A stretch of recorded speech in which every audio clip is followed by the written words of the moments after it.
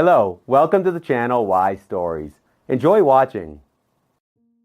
The rain was drizzling, leaving long, dirty streaks on the car. The man behind the wheel glanced sideways at his fiancée, if he could call her like that. Honestly, she had referred to herself as such and now told everyone they would get married. Franco Arias himself didn't particularly believe it, but he didn't mind her chatter either. After all, it didn't mean he would have to marry her for sure just because she said it. Franco wasn't afraid of public judgment. To him, all her empty chatter was nothing more than girlish nonsense she entertained herself with because she didn't work.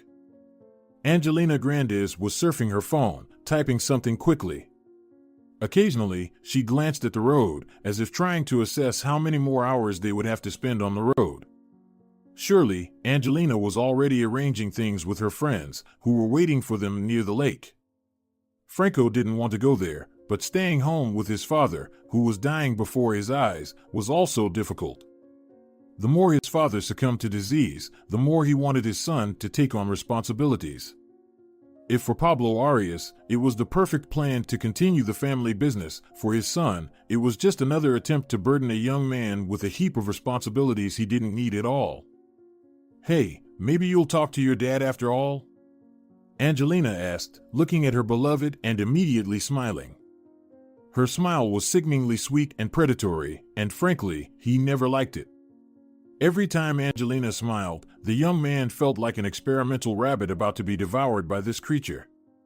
He knew Angelina was one of those who hunted men, looking for those with enough money. He tried to steer clear of all the sharp edges. At one point, he tried to break up with her, but it didn't go as planned. Franco fell in love, much to his regret, and now he tried to keep these relationships at arm's length. You're making yourself out to be a stage king for nothing. Sooner or later, you'll realize you can't do without money. You grew up with a silver spoon in your mouth, so you don't understand what a luxurious gift your father wants to give you by handing over the business, Angelina said, once again touching on a topic he didn't want to discuss. Franco believed that talking to his father was his personal affair. No pseudo-brides had the right to stick their noses in there. "If you grew up in poverty like I did, you wouldn't miss such a luxurious opportunity," she retorted. "Angelina, back off before I tell you to get lost. Seriously, I'm tired of your moralizing. You're just like my father, for God's sake," the man said indignantly, immediately brushing her off. He wanted her to back off. Because arguing with her in the middle of the road and then being stuck with her at the lake was not the best idea. Angelina was one of those girls who could get everything they wanted from a guy if necessary. Why did he even get involved with her? Franco couldn't find an answer to that question. Finally, the dark bus turned left, transitioning from the smooth road to the bumpy track. Angelina grimaced, but she knew this road well and understood they wouldn't get anywhere without passing through this part of the road. When the car finally stopped, several cars were already parked by the lake. Horacio and Elisa's car was to the right, while the loving, happy couple, seemingly made for each other, were trying to set up a small campfire. Franco found Angelina's friends annoying. They even hinted they should have had a wedding, and it all seemed more like cheap matchmaking when nobody asked for permission. At the same time, they expected gratitude for putting pressure on their relationship.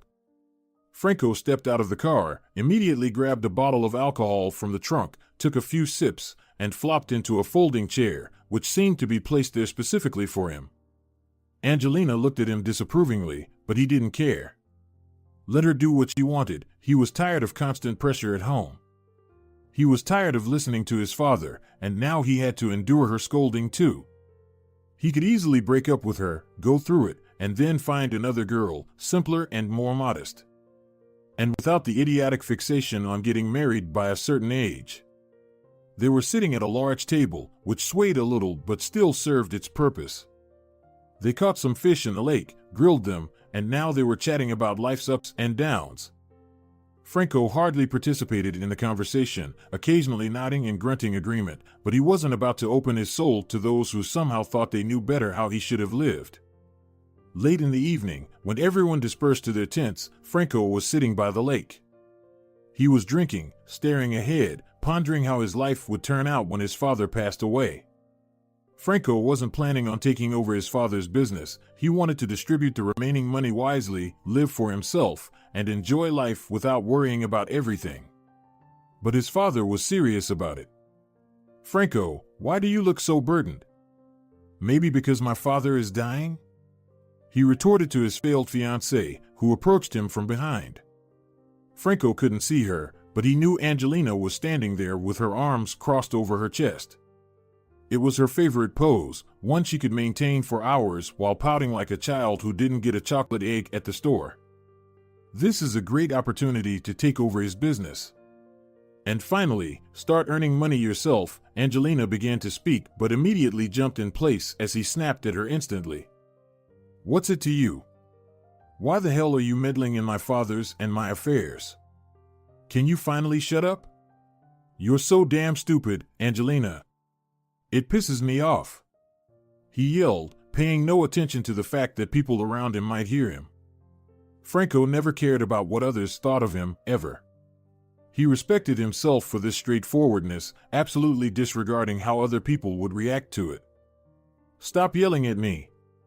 You'll kick yourself later and complain that you didn't listen to me, but it will be too late," Angelina said, discontented, crossing her arms over her chest. But this time, her face was filled with disappointment and dissatisfaction. "I couldn't care less. It's not your business anyway. Take care of the girl's stuff and stay out of my business.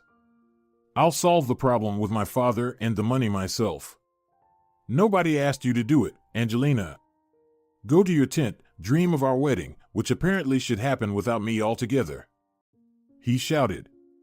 Franco stood up, grabbed a huge rock, and threw it into the water. Huge ripples spread in different directions, creating a whimsical pattern that spread across the water's surface. Angelina wrinkled her nose disapprovingly, then walked back to her tent, deciding not to exacerbate the already complicated relationship, which became increasingly difficult for her with each passing day. Franco had no intention of talking to her or involving her in his ideas about his father's money. And also, he was thinking about breaking up with Angelina. She would find a richer man and leave him alone. She would give birth, start a family, and try to squeeze the last money from a man who would succumb to her forced tenderness. Pablo Arias had no idea where his son had gone. He hadn't been particularly interested lately. Franco could disappear suddenly, leaving a mess behind in the apartment. Or worse, he could go somewhere with his girlfriend, leaving his mistress on the couch in the living room. Pablo had grown tired of trying to talk sense into his offspring, who became more unbearable with each passing year and more focused on money, which he didn't want to earn. The car stopped. Pablo locked the car, got out, and headed straight to the hospital building, where he wouldn't hear anything good. The man harbored no illusions about his health or his increasingly uncertain future. He was planning to hand over to his friend the restaurant he ran and his business in exchange for shares for his son under contract. All of it ceased to matter when he found himself in the doctor's office. Olivia Perez, a very stout woman with a red face, gestured for him to sit in a high chair. He sat down, as usual, placing his palms on his knees like a schoolboy who was about to take an exam, trying to attract as little attention as possible. She placed the test results right in front of him. Pablo didn't need to look at the papers because he saw the burdened face of the unhappy woman who was putting all her efforts into pulling him out of the abyss of illness, already realizing that it was impossible. "It's time to accept it. Nothing will help me," Pablo said. A sad smile lit up his face, eloquently indicating that he had finally given up. How could he not give up in a situation where attempts to escape the abyss ended in a nightmare? New medications brought side effects, endless tests had left no space on his skin untouched. And every time he came to the hospital, he already knew in advance that nothing would work out. He would have to spend his last days in hospice or next to someone who had no interest in him. His son had never asked him about his illness or about how they would handle finances after the man was gone. His son decided that Pablo would figure it out on his own, as he had no intention of participating in business processes. Olivia glanced at him once more, but she already understood that she wouldn't be able to explain or prove anything to him. It was pointless to talk to a man who had already given up. Maybe you should still go? It's a good doctor. They say he helps. I can't advise anything anymore. My knowledge is exhausted here, Olivia said. Olivia, if you couldn't help me, then certainly no doctors wouldn't be able to help together. Thank you for everything. But I'm ending this endless ordeal with treatment, he replied. He stood up, kissed her hand, and then left the office. Time passed, and his condition only worsened. Unpleasant symptoms appeared, making life increasingly difficult. With each passing day, simple everyday tasks became unbearable for him. Eventually, he wouldn't be able to care for himself, lose his self-respect on that account, and then find himself trapped without the ability to escape and continue as before. Pablo decided to go to work because staying at home made no sense. What would he do there? Watch the elderly housekeeper start telling her religious stories again. Or wait for his son to come home with another complaint, expressing dissatisfaction that his father wasn't spending enough money on his grown-up little boy. At work, at least he could engage in something enjoyable that would distract him from the succession of misfortunes in life. When Pablo pulled up to the office, he almost got out of the car with joy. He saw a large red Jeep with pristine white stripes. Such a car was only owned by one person in his memory. Basilio Hernandez was his childhood best friend. They studied together, grew up together, and even got married around the same time. But then their paths diverged, and their meetings became rarer. And since Basilio finally moved abroad to run his business there, they could only see each other talking on the phone and in person once a year if they were lucky. And now Basilio's car was parked near his office, gleaming. For a moment, Pablo even forgot about his ailment. He rushed into the office, where he saw the man he had missed. Basilio had gained a lot of weight and looked sad and awkward, but a happy smile wandered on his face after meeting a close friend. Basilio, I'm so happy to see you. You've become so chubby, Pablo exclaimed, jokingly patting his friend on the belly. They were both fairly plumpy men once, but now illness was eating Pablo from the inside, leaving him a translucent copy of himself. Soon they settled into the office.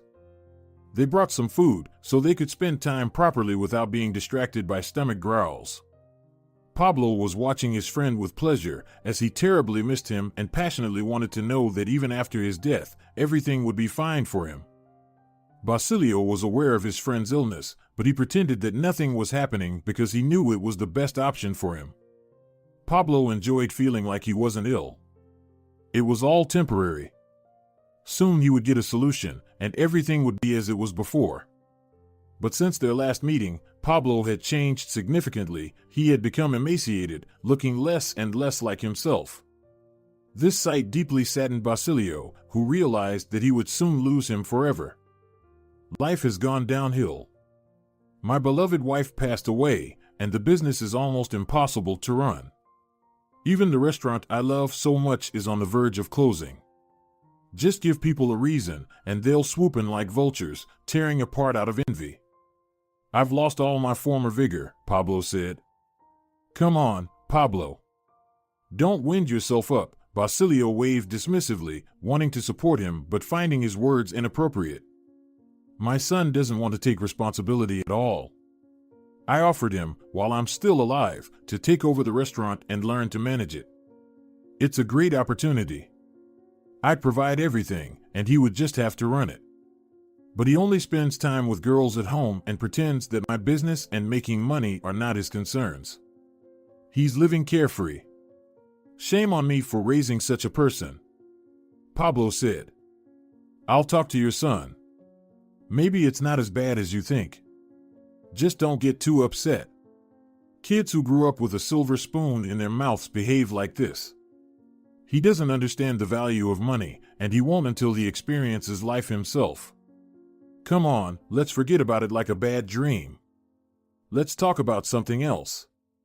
Whenever you start talking about your son, you're as white as a sheet, Basilio said. Pablo was relieved to change the subject of conversation, but he couldn't calm his thoughts, and from time to time, He still pondered his son and how their relationship had turned into an endless nightmare because each insisted on their own and couldn't sway the other. Pablo was sure his son would squander all the money and become impoverished. Meanwhile, Franco believed that his father was overly dramatic. He shouldn't have cared what would happen to all that money after his death. When Pablo found himself alone, thinking about his son became even more burdensome. Doubts about his will swirled in his head. Maybe I shouldn't leave anything to my son at all? Let him struggle and try to earn something in life. Maybe he'd realize that his father was right all along. But as soon as he imagined leaving his son with nothing after all they'd been through, what was the point of him working so hard? Pablo heard the ringing of their small phone. He knew it was the secretary, but he didn't want to pick up the phone. However, the woman entered his office anyway. "Pablo, some girl wants to see you," she said, furrowing her brows and glancing back. The girl, not waiting for Pablo's response, peeked into his office.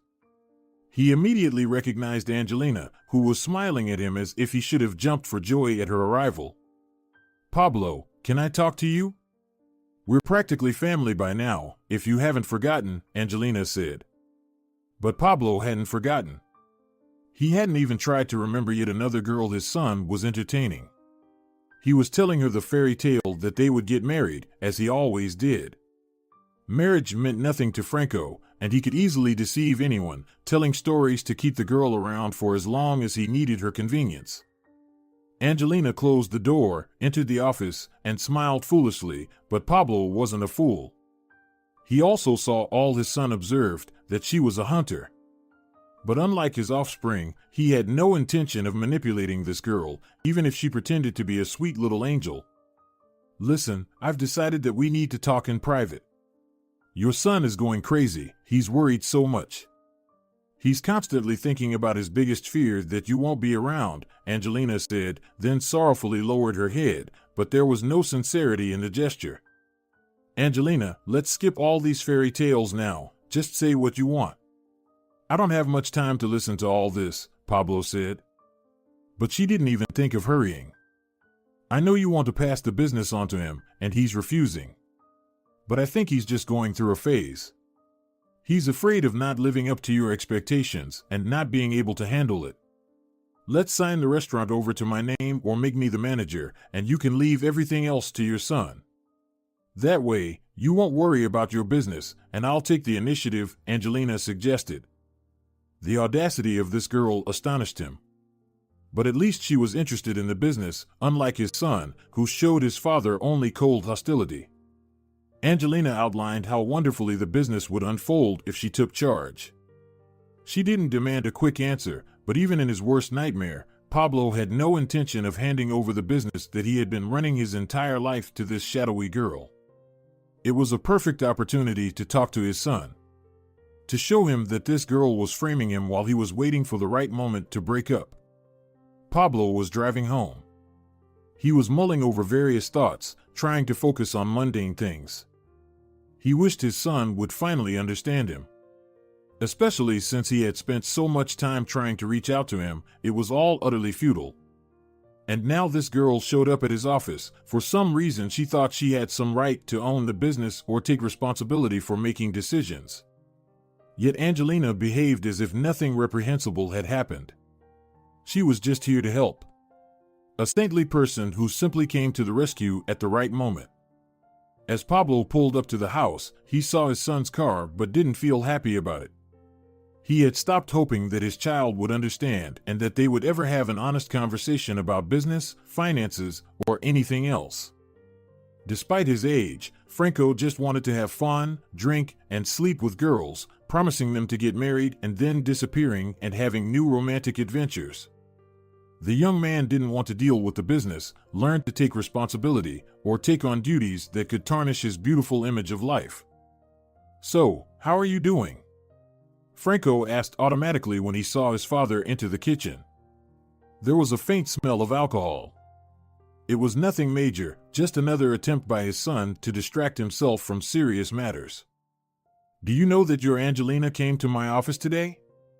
Pablo asked directly. He immediately saw that his son had no idea. Angelina had tried to deceive them both, but it didn't work out. Franco frowned, knowing that his father wouldn't give in to this girl and that she wouldn't be able to deceive him. Everything was under control, but it was worth noting that Angelina could easily turn against her beloved, whom she presented as her fiancé. She showed up at my office today and started claiming that we're practically family and that she wants to take over managing the restaurant. You need to be more careful with her. And learn to choose reliable people for life, Pablo said in a disapproving tone, disappointed once again in his son's choice. Franco wasn't exactly discerning, but he could not set up his father so blatantly, at least. You either talk to her yourself or, next time, I'll tell her to get lost. And then don't be surprised when she drives you crazy because of it. I understand everything, son. She's beautiful, like a model on a magazine cover. But beauty isn't everything in this life. Humanity, decency, kindness, and care should be a priority. And you chose some shadowy girl who wants to betray you to get rich. I'm not going to advise you on anything because I know perfectly well you won't even listen to me. But when I'm gone, son, she'll wrap you around her finger like a fool. Leave you penniless and then disappear with some wealthy guy. Pablo finished his tirade, feeling tired despite he didn't have any matters to solve today. It hurt him that his son offered so much to him. And that with each passing year, the differences between them became more significant.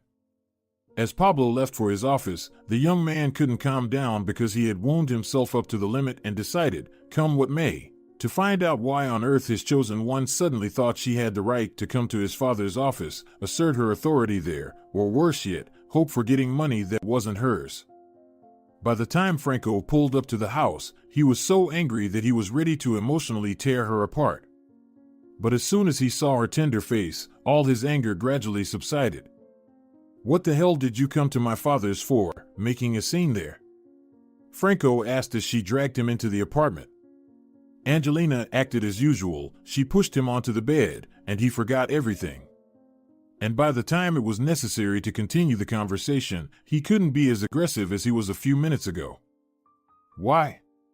Should I wait until you miss out on a great opportunity in life? She replied. It's none of your damn business. This is my father's business and mine. It isn't your concern. Franco shouted, feeling his anger rise again. His father was right. He needed to stay away from Angelina. The more he thought about it, the more eloquently she showed him how unreliable she was for long-term relationships. Your father doesn't understand that you're useless. No words can convince you to take on the family business. I can manage the restaurant. What's it to you? You're not going to do anything about it anyway, so give it to me. Or do you think if you don't get it, then no one should? She asked indignantly, sincerely not understanding why he was reacting this way. Franco just rolled his eyes. He was angry with her, but he tried to hold back his emotions. Arguing now would be out of place. Angelina would remain the only person he trusted after his father was gone. He shouldn't have trusted her, but he couldn't leave her either. Franco realized he was weak before her. And he also understood that the girl could leave him at any moment for more comfortable living conditions. You're just a fool. You're wasting a great opportunity. I would never do that. It's a shame that your father, without even giving me a chance to show myself, ran to tell you everything. I thought he was a businessman, and we could find common ground, she said in a businesslike tone. You're right. He's a businessman, but you're not. So don't blame my father. He did the right thing by not trusting you, the man replied. He enjoyed hitting her sore spot and watching her try to navigate the situation as gracefully as possible. He hugged her tenderly again, but Angelina pushed him away, not wanting to engage in a conversation that would have absolutely no result. Your father is seriously ill, he's dying, and everyone understands that. The head chef ran away, and fewer people came to the restaurant. Soon, there won't be anyone left there. The establishment is already running at a loss, and it's only going to get worse. We need to take the bull by the horns. Angelina said, visibly upset. It was clear from Angelina's face that she was upset. No matter how much Franco tried to cheer her up that evening, nothing worked. In the end, she just told him to go home, and he was left with nothing, immersed in thoughts of whether to end the relationship now or endure her as long as fate allowed. Angelina was saying the right things. Pablo was seriously ill, and the situation with the restaurant was getting worse every day. Even the head chef, who was deeply committed to the cause, left, deciding that there was nothing to catch here. Maybe I should have persuaded my father to make her the manager after all. Angelina intended to run this business, not just own the restaurant for the sake of a beautiful picture. Unlike her chosen one, she understood not only the value of money but also the value of opportunities, which rarely appeared in her life. Just a few days after that conversation, Franco saw his father's friend, Basilio. Basilio was a happy man, often excessively lively and cheerful. It was always pleasant to chat with him, but for some reason, Franco didn't want to do so now. He knew exactly what the conversation would be about. But he couldn't refuse to talk to a man who was like a beloved uncle to him. Franco, it's a tough time for your father right now. There won't be another chance. We all pretend that nothing is happening for his sake, but that's not the case. You're a grown man, you should understand where all this is going, Basilio said. He wasn't joyful anymore. All the liveliness that was there before has now turned into nostalgia for the golden times. You need to get the wheels rolling. Right now, it may seem like nothing bad will happen, you'll live happily, enjoying your father's money. But are you sure that's how it will all turn out? There are competitors and crises. Anything can happen, and then you'll be left without money, along with a heap of problems, Basilio said. Franco rolled his eyes, already tired of hearing all this. But apparently, he had no choice. He looked at the man, who was trying to prove something to him, with a completely absent gaze. Well, what was Basilio's goal? Was he trying to make Franco change his mind? My father worked his whole life, so let his work not be in vain. I'll just live my life to the fullest on his money and won't spend my life on endless making a living, Franco said honestly, then smirked, noticing how his answer disappointed Basilio. The man had 2 sons who easily took over their father's business, approached it responsibly, and could manage everything without their father being present at the sites. Basilio hoped that the conversation would help him reach out to the carefree young man. But Franco wasn't just flighty, he was completely uninterested in continuing his father's business, to which he had dedicated so much time and effort. Your father loves you so much, forgives you everything, and you can't take his restaurant into your own hands? He's already left you without a business, just so you can receive interest. And instead of being at least a bit grateful, you're screwing him over, fully aware that he doesn't have long left. Basilio said with reproach in his voice. You know what? Leave me alone. I'll sort things out with my father myself. It seems like everyone in the world already knows how I should live, what I should do, and how to manage my own life. Mind your own business and your son's. The young man replied rather sharply, eliciting another wave of disapproval. It's up to you, Franco. But don't come to me later complaining that you have nothing left in your life. Basilio then got into his car, leaving the young man alone, hoping that he would understand something. Although it was clear that this was unlikely. That evening, Franco returned home but didn't find his father there. He decided to stay in the office, as he had done almost every day lately, wanting to feel as young, energetic, and involved in the business as before. Franco understood that he had disappointed his father, but he wasn't going to turn his life into an endless stream of problems that would have to be solved over and over again. Franco saw how much effort and time was spent on all these personal issues and didn't want to turn his life into something like that. His father allowed him to take charge only of the restaurant, while the rest of the business was put on autopilot. He had his manager, a responsible friend who wouldn't abandon him and would continue to pay dividends to his careless son. But the restaurant was Pablo's creation. He poured his heart into it, dreaming of turning it into a whole chain. He had the time and resources to finally realize his childhood dream. But as time passed, illness took its toll, and the man didn't have time to allow himself to become a successful restaurateur as he had dreamed. When Angelina called, Franco was sitting in the kitchen, sinking deeper into thoughts about his father and pondering how to satisfy them both. Angelina was crying, begging him to come, muttering something incoherent, but he didn't want to go.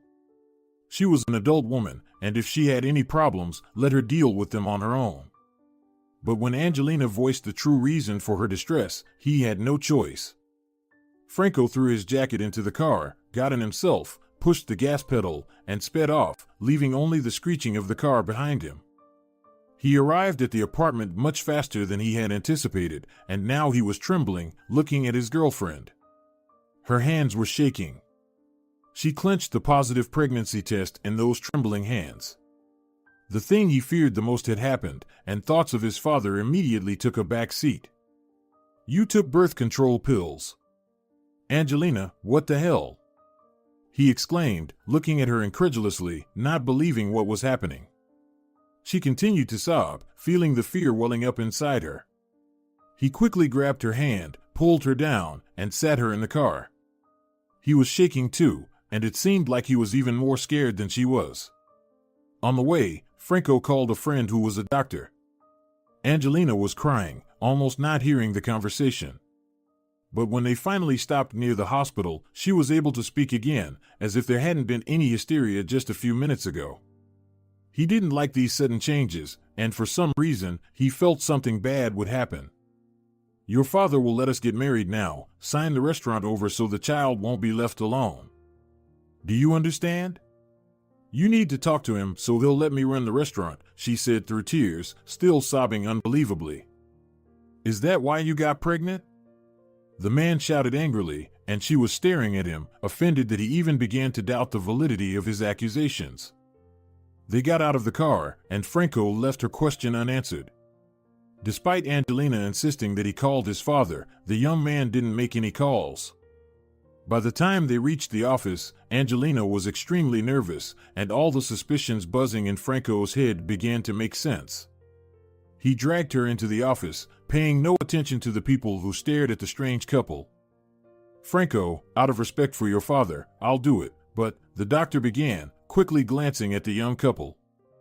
And only now, apparently, did Angelina realize what awaited her. She backed off, but he grabbed her hand tightly, not letting her go.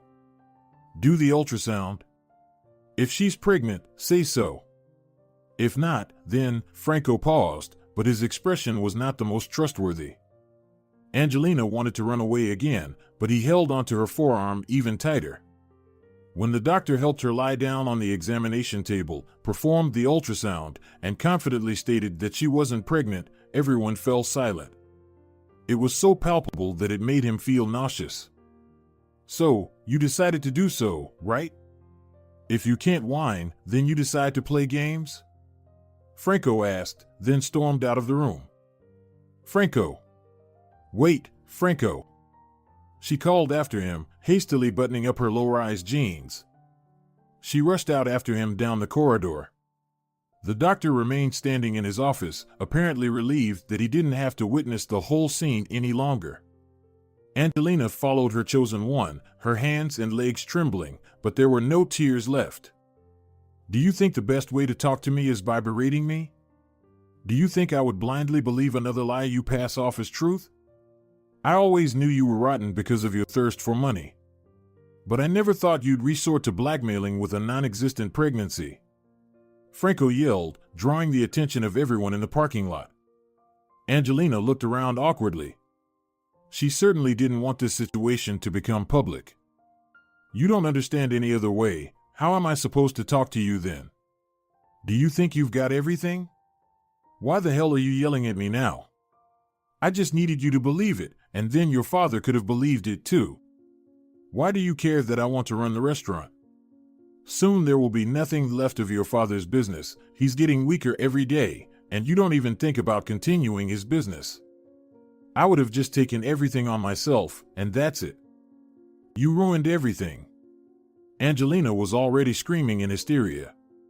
But he didn't care, knowing he wouldn't get anything more from her if she started crying like that. Franco left her outside the hospital and drove away, deciding never to speak to her again. However, he knew that it was impossible. He would forgive her anyway, start seeking meetings with her himself, and then regret not leaving her when he had the chance. Meanwhile, Pablo, who had no idea about the tragedy unfolding in his son's life, was in his office.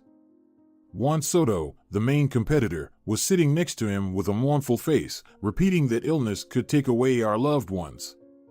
But Pablo understood that all these words were only meant to persuade him to sell the business. Pablo was already sure that the situation with his son would not change.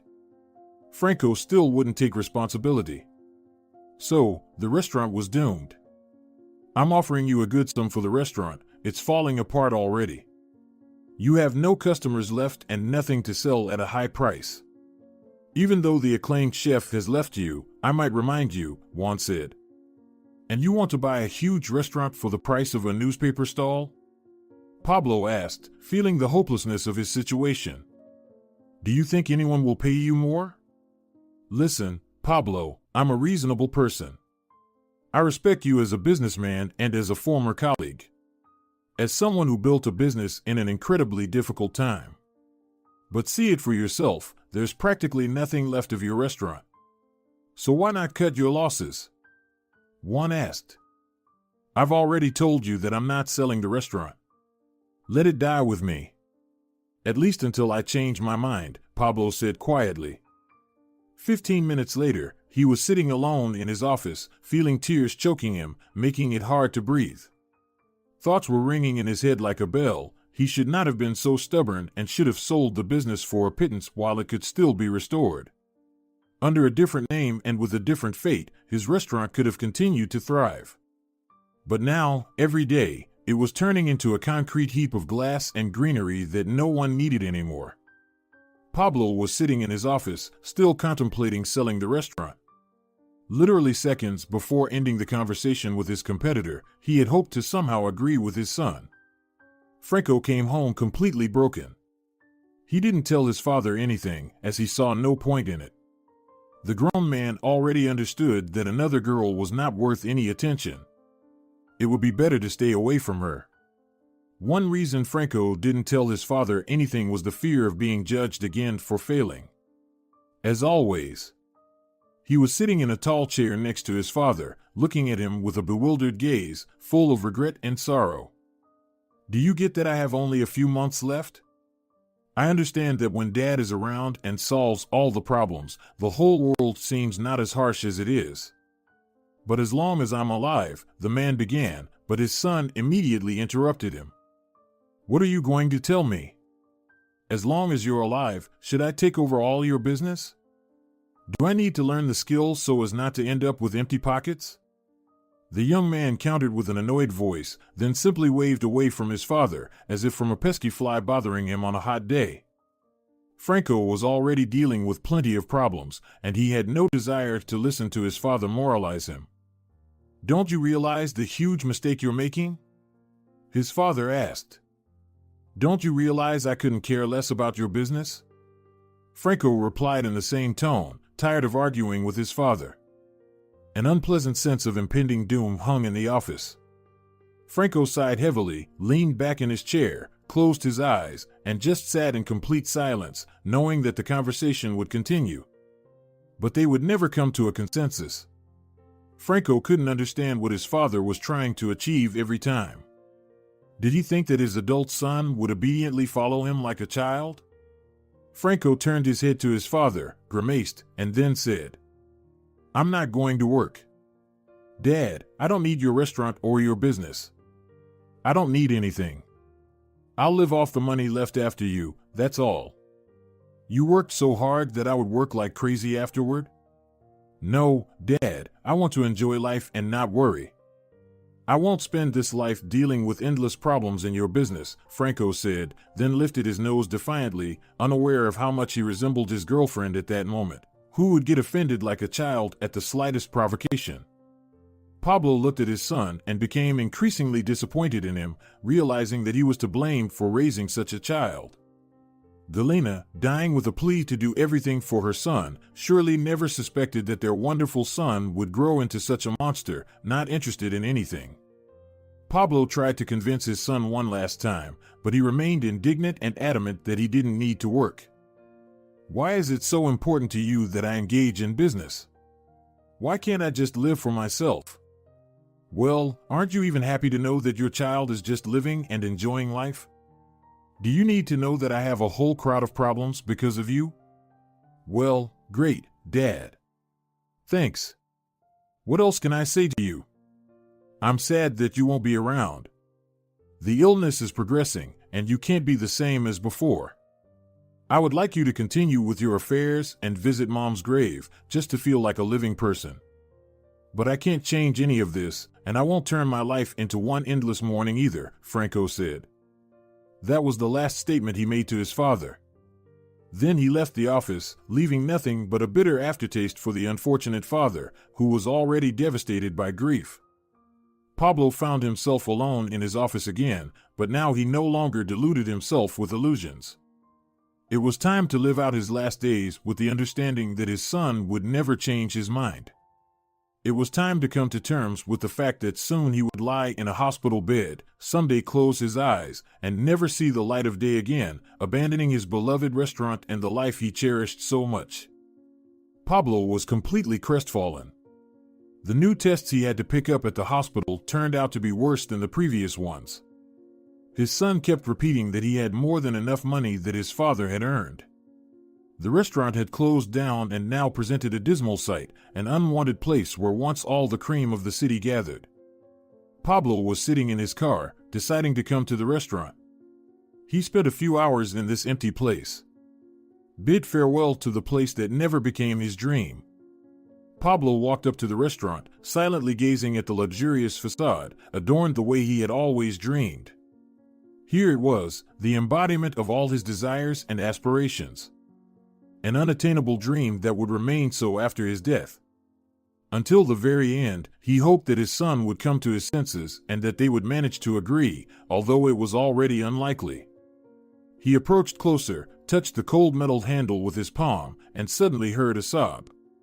"What's wrong, Milenio? Come on, don't cry," a woman said in a caring tone. Pablo leaned back slightly, peered around the corner, and suddenly saw a homeless woman sitting with a child in her arms. She immediately awkwardly jumped to her feet, clutching the child to herself as if preparing for the unknown man to lash out at her with reproaches. "Calm down. My name is Pablo," he said, extending his hand. "I'm Wanda," the girl replied, shaking, her eyes flashing with genuine horror at what was happening. She feared that it was a setup and that something was about to happen. He looked at her and realized that this girl had no chance of returning to a normal life.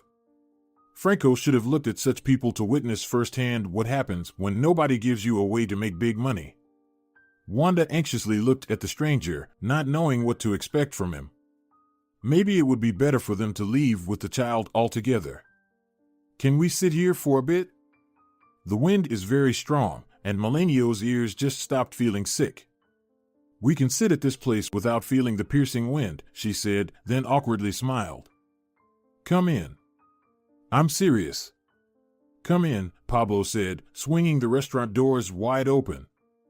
Still glancing suspiciously at the benevolent benefactor, the young woman was even afraid to smile one more time. Who knew what he had in mind and what he wanted? But Wanda was so exhausted and so afraid for her son's condition that she was ready to do almost anything just for the baby to be a little warmer. "This is my restaurant," Pablo announced, then smiled sadly. "I wanted to turn this place into a dream, but illness decided otherwise. So, all this pile of aesthetic metal will remain to die." "Are you Pablo Arias?" she asked, and the man nodded. "I used to work at the local news desk." "I remember when you opened this restaurant," she said, frowning. She sat on a chair, the baby nestled in her arms, and almost instantly fell asleep, warmed by the merciless street wind. That's how life goes. You work, you earn, and you turn your whole life into an endless race that ends anyway in a grave, like everyone else. "You have a son, don't you?" "Sorry, I may be mistaken. It's been a while since they did a report about you," Wanda said as if shrinking in fear of displeasing the benefactor. "Yes, you are right, I have a son. But he couldn't care less about my business and restaurant. Only money and a lavish lifestyle interest him, nothing else. How I wish my son had inherited even a fraction of my ambitions. Everything would have been different. And now, as I approach death, I am forced to watch my life's work perish, drowning in endless fights with competitors who want to tear everything apart, like greedy vultures, the businessman said, sitting heavily on a chair. He raised his head, scrutinizing everything around him with a critical eye. Suddenly, he remembered sitting here for the first time, talking to his business partners, and asserting that he would turn this place into a beautiful restaurant where reservations would be made months in advance and where prominent figures would celebrate the most important events in their lives. Now the tables were covered with sheets, all chairs turned upside down, and nothing reminded him anymore of the prestigious place that once gathered the most famous people of the city. You know, stay in the restaurant. At least until I sell it. You can cook here, the fridges are still working. There's plenty of food piled up in the freezers. You can warm yourself in the kitchen if you turn on the stoves. So, for a while, at least, hang around until I'm alive, he said, looking at the tramp one last time, but not even bothering to answer the reasonable question, why did he do it for her? Pablo abandoned his restaurant. He was driving home, feeling tears welling up. He was ashamed that, as a grown man, he couldn't control his emotions. That night, he dreamed of his restaurant, a beautiful entrance, golden, magnificent lions guarding the doors on both sides. And there he was, the restaurant owner, a successful man, entering amidst applause. Pablo woke up with a heavy heart, feeling like crying. Like a child, he wanted to hide under the sheets, cover his head with a blanket, and cry, hoping that everything would somehow work out on its own while he pitied himself and dreamt of another life. When he walked into the kitchen, he saw his son, immersed in troubling thoughts that tormented him and didn't let him focus. Pablo hadn't seen his son in such a state for a long time, but he had no desire to inquire about what had happened in his life. "Haven't you sold the restaurant yet?" Franco asked, and the father shook his head negatively, deciding not to respond aloud, as it was too much of an honor. Franco immediately noticed the changes in his father, demonstratively ignoring them as if nothing had happened. He had been choosing his words for the conversation all morning and didn't want everything to be canceled just because he backed down in front of his father. "Angelina, and I thought maybe you should rewrite everything in her name after all." "And then what?" "Go ahead, write me a full list of girls you've slept with, and I'll gradually assign something to all of them. I worked my whole life to provide for your mistresses, didn't I?" The man asked, frowning, annoyed at his son for not understanding the basics. "What is wrong with you? Why do you care about who will take over the business when you're gone? I never thought you'd cling to this place until the bitter end, just to prevent Angelina from getting her hands on it. Angelina will squeeze everything out of you, then toss you aside like an unwanted bag of garbage, and that's it. I'm sorry you're a fool and don't understand that." The father snapped rudely. "Don't you dare talk to me like that," Franco shouted, gripping the edge of the table. Emotions began to overflow him with renewed force, making him choke with anger that boiled somewhere in his chest.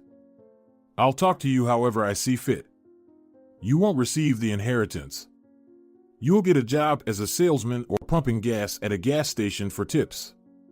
And we'll see how Angelina treats you then," Pablo declared sharply. Franco hadn't expected to be blackmailed with money and still stared at his father, hoping he would apologize or at least try to reconcile with his son. But Pablo looked at him with the same destructive gaze, expressing nothing but anger and disappointment in his flesh and blood. The phone call that interrupted their conversation immediately became a new reason to get angry. Pablo put the phone down and continued to argue with his son. They dredged up new insults from the depths, showering each other with them. I was unable to find any good moments for reconciliation. When the argument was exhausted, the young man stormed out of the kitchen, leaving his father alone, throwing a few strong curses as a farewell, which seemed particularly vile considering the elderly man's condition. Pablo couldn't calm down after the argument with his son, even the next day. A week later, Franco came to his father, trying to make amends. He said that even relatives have arguments, and apparently they were both going through the worst moments of life. But Pablo vividly remembered his son's words and now firmly believed that he shouldn't have left him anything, not even a percentage of the business. The phone call the next morning seemed inappropriate. Since the elderly man's condition worsened, most of his friends have disappeared. He had no idea who was calling him. Pablo picked up the phone. "Hello. I'm calling about your restaurant. I'm one of the most famous restaurateurs in the capital, but you've probably never heard of me. It's a narrow business," the voice on the other end said. Pablo, who was still preoccupied with his thoughts, didn't immediately realize what was being asked of him. "I propose to buy out your business. I'll leave the name and the concept to keep your business alive. I can't bear to see how a beautiful restaurant is turning to bare walls," the person said, further piquing Pablo's interest. The illness, stealing his final moments with each passing day, reminded him more strongly that the work of his life would remain stranded on the shore like a lifeless whale.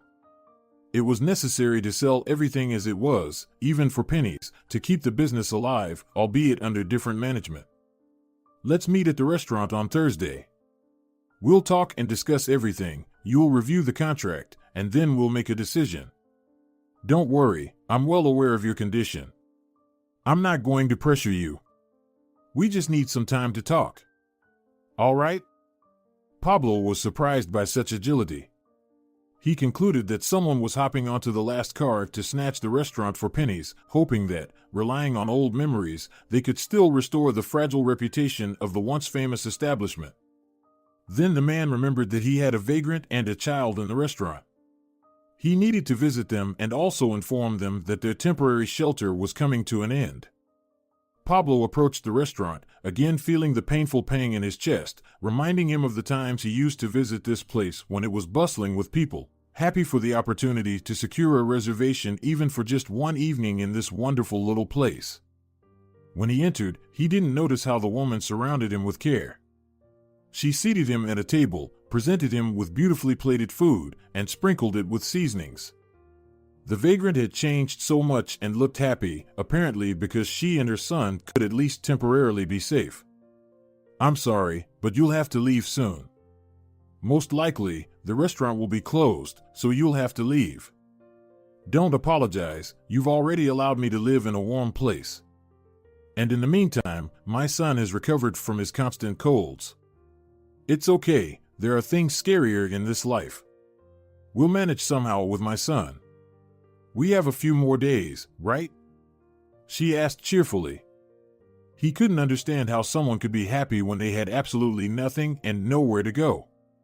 She had no close relatives, no roof over her head, nothing. Just empty and unjustified hope that someday things would get easier. "How delicious!" Pablo exclaimed when he finally tasted the food. "I've always dreamed of cooking in a professional kitchen. I wanted to become a chef, but at that time, my life was difficult. I had to give up my dream. In this life, if you don't have money, you can't count on any life favors," the young woman said with a guilty smile, briefly looked sad for a moment, and then smiled again. "Enjoy your meal, I hope you like it. What happened that you couldn't enter the college?" the man asked. He wanted to have a humane conversation with someone interested. His friend went abroad again, local acquaintances stopped communicating with him because of the illness, and his son amounted to nothing. So, he had to seize the moment to chat with a stranger. Wanda wasn't in a hurry to delve into the details, she spoke without going into details and avoided sharp corners. It was only then that Pablo realized that everything happening to her eloquently spoke of injustice. And how could you believe in justice in this life at all? There was a boy, born with a silver spoon, who aspired to nothing, and there was a girl who wanted to achieve a lot but remained with nothing due to constant problems. He desperately wanted to help her, but everything was already over, he didn't have much of his life left. My mother was a very rigid person. She firmly believed that a woman should get married no matter what, and that's the only way she could be happy. You know, all those sayings like you're not a woman without a man and you can be happy only with children. And so on.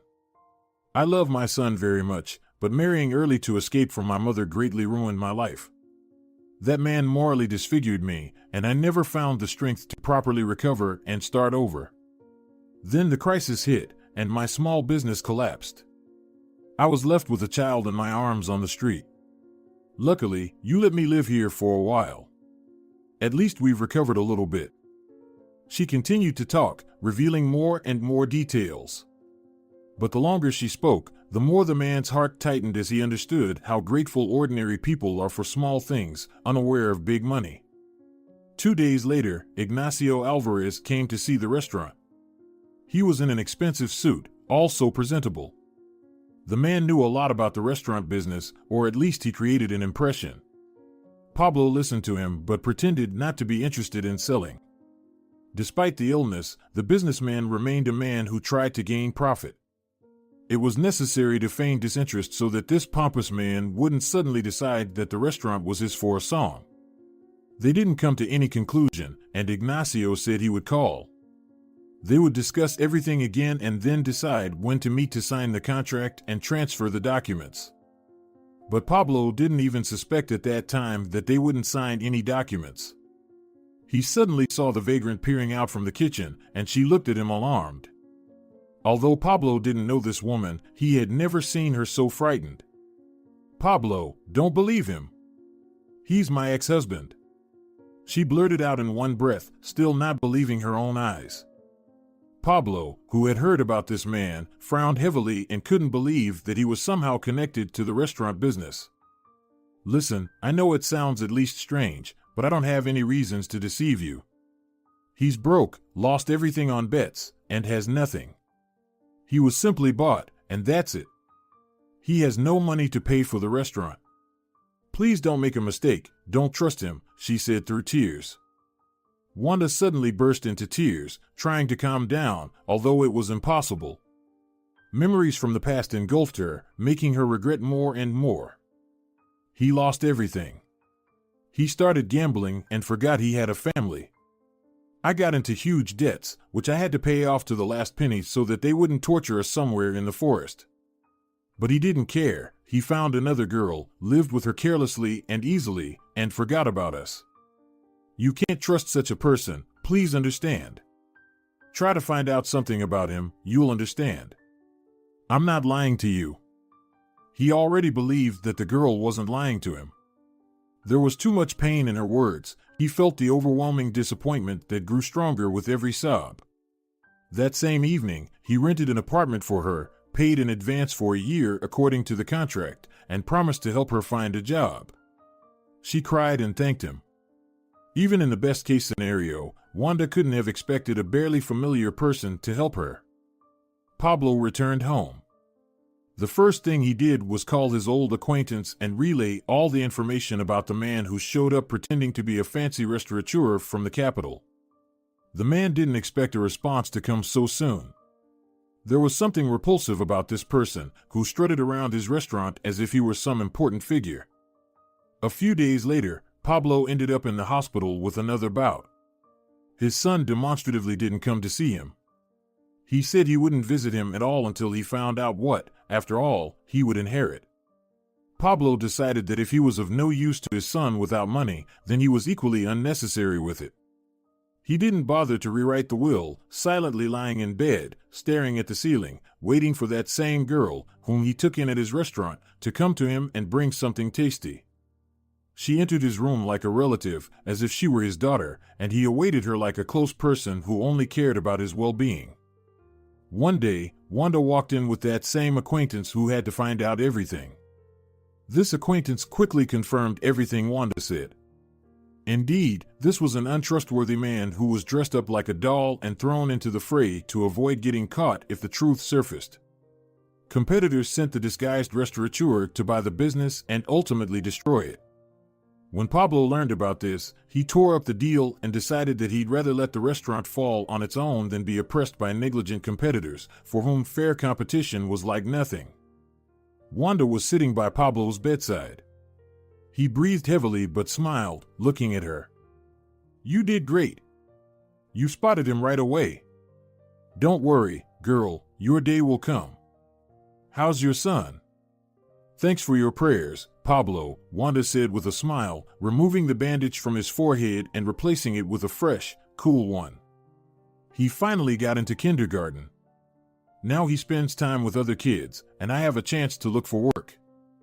I go to interviews, but employers back off when they find out I have a child.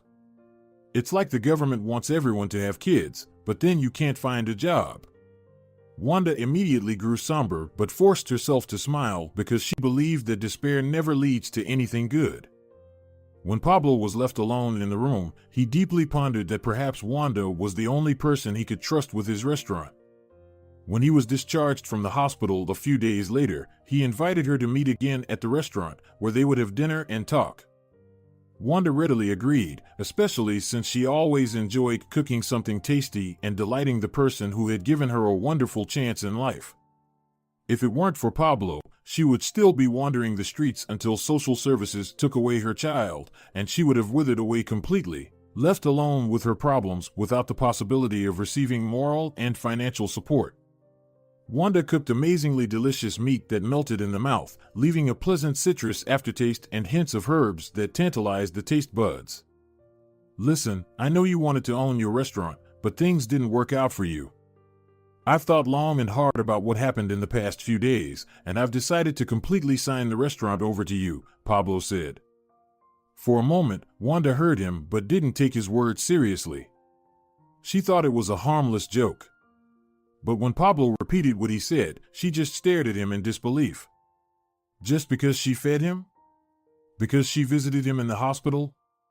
Wanda suddenly started stuttering and staring at him, but then covered her face with her hands and burst into tears. Pablo silently waited for her to calm down so they could finally finish their conversation. You're an excellent cook. You can create your own menu. As long as I'm alive, I'll give you a good manager to help you acquire all the necessary skills. Then you'll manage on your own. And if you have the strength, you'll open a whole chain of restaurants. That's what I dreamed of, Pablo said. He took her trembling hands in his and hoped that his touch would calm her down a little. Wanda, please listen to me. You're a wonderful person, kind and caring. You've just had some bad luck in life, and now I want to set things right. You don't need to look for a job anymore, just gather your team. And as long as I'm alive, I'll help you, he said. Wanda wanted to refuse the offer because she felt she wasn't worthy of it. But as soon as she realized that she wouldn't get another chance like this in this life, she actively nodded her head, now afraid that he would change his mind at any moment. The next day, Wanda began sorting through candidates, conducting interviews with great enthusiasm, and evaluating the culinary skills of potential employees. Wanda herself was an excellent cook. She wanted this restaurant not just to continue existing, but to get a second wind, as Pablo had dreamed. Even when the man ended up back in the hospital, he wasn't as worried because he saw his establishment flourishing day by day. As soon as the opportunity arose, Pablo came to the restaurant himself, where he was greeted with applause. He enjoyed the wonderful atmosphere in the packed room and thought only of how Wanda, whom he met by the will of fate, was ensuring the business continued while she got a chance at life for herself and her child. After the restaurant closed, Pablo sat at the bar counter on a high wooden stool. Wanda was standing before him, laughing and telling him about how she had the best team. And anyway, she was incredibly grateful for the opportunity. Wanda fulfilled his dying wish and breathed new life into the establishment. Social media posts, reviews, and enthusiastic feedback started flooding in, praising not only the luxurious restaurant service but also the amazing food that had no equal. There were crowds of people, while competitors lost one establishment after another. The former head chef ran back, but no one was waiting for him here anymore. By that point, Pablo hadn't left anything to his son. He had transferred everything to the girl, seeing that she had a much better chance of managing the funds he had earned by working hard. Oh, Wanda! I'm amazed. You're so small and fragile, yet you manage such a business with ease, Pablo said. But do we have a choice, Pablo? It's either holding onto the business or languishing in poverty with a child in arms. In this life, you have to be able to maneuver. And if an opportunity presents itself, you have to seize it with both hands. Wanda laughed, once again presenting herself to him as a strong person who wasn't afraid of challenges and responsibilities. He enjoyed her boldness and her confidence in her abilities. For days after the grand award ceremony for the restaurant, Pablo was admitted to the hospital for good. Wanda came to say goodbye to him because they both knew this would be their last meeting. Once again, he said some parting words and then asked to leave him alone. The next morning, Pablo was gone, and news of his passing spread throughout the city. People came to the restaurant in droves to honor his memory. They raised their glasses again and again to the man who, through sheer willpower, had seen his dream through to the end. Franco didn't even come to the funeral, demonstratively ignoring his father's death because he wasn't going to forgive him for the lack of money. Franco held out hope until the last moment that his father had just scared him. He would receive the money later, when the will was read. But months passed, there were no wills, and all hope of getting something from his father disappeared. Franco was left only with the apartment his father had bought him several years ago. Along with a sense of betrayal, he had missed the only chance in this life to live carefree, or, as he put it, without worries. Friends advised Franco to talk to the girl to whom his father had left everything. Negotiate certain terms with her. But Franco considered himself too stubborn and flatly refused to negotiate.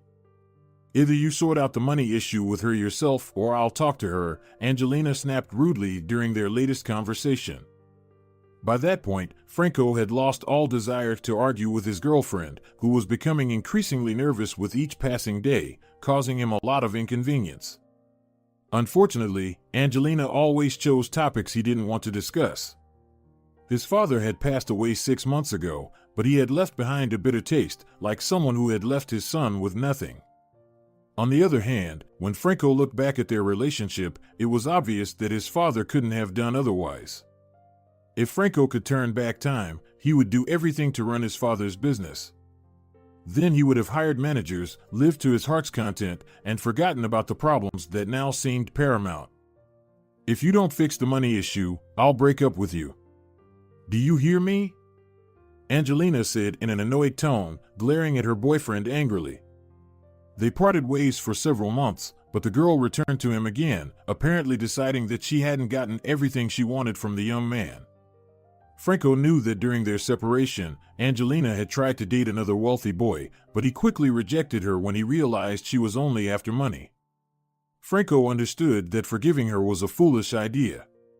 But since he had forgiven her, all that was left was to endure. If you want to break up, let's do it. I'm not going to live like this, the man said, causing his girlfriend's indignation. Unlike you, I at least tried to please your father. And you ruined everything. I could have had a restaurant now, and you could have lived off your father's money. Wouldn't that have been a good outcome? Look at me, Franco. Would it have been bad? Angelina was starting to get hysterical, which meant the conversation was about to end. It would end in tears and mutual accusations. Recently, they hadn't been able to communicate any other way. Franco looked up at Angelina. Suddenly, he remembered how she had tried to blackmail him with a non-existent pregnancy. He pushed her phone away, which she had placed nearby. You know what, Angelina? Go back to Valerio, or whatever his name is. And leave me alone, he said calmly. Angelina's eyebrows slowly rose, and she stared at him with genuine surprise. He had never dumped her before. She had always been the one to initiate things, keeping the initiative firmly in her hands. If you think you can scare me with that, Angelina began, but he interrupted her. Angelina, I behaved abominably towards my father, and I fully understand that. Life has taught me a lesson, and I've learned it. But I'm not going to make such mistakes again. And one of the biggest mistakes in my life has always been you. With your royal air and endless thirst for money, I'm no better, but if I had a different girlfriend, maybe things wouldn't have turned out this way with my father. How dare you accuse me like that? Angelina exclaimed in disbelief, stunned by such straightforwardness.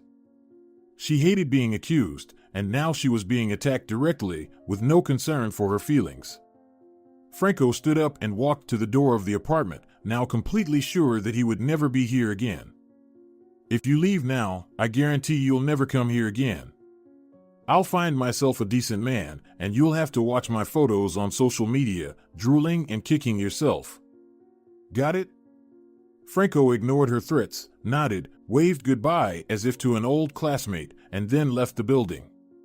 Franco descended to his car, got behind the wheel, and drove to his father's restaurant. It was time to change everything while he still had the courage. Franco waited for Wanda to become available because he wanted to talk to her. At the beginning of their relationship, when he first found out that she had inherited everything, he took advantage of her. But now, Franco wanted to reconcile and asked for just one chance to get back on his feet in life.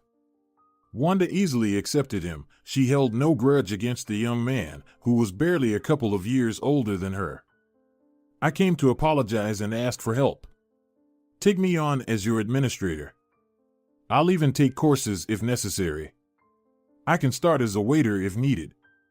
I understand how terribly I treated my father.